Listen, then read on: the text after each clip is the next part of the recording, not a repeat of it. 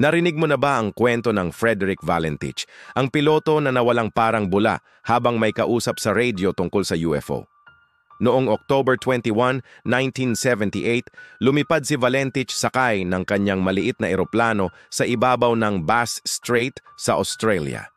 Habang nasa himpapawid, tinawagan niya ang air traffic control at ang sabi niya, "May kakaibang sasakyang lumilipad sa paligid ko, umiilaw ng berde at sobrang bilis." Sinabi ng mga operator na wala silang nakikitang ibang aircraft sa radar. Pero ilang sandali lang, maririnig sa radio si Valentich na nagsasabing, "Hindi ito eroplano."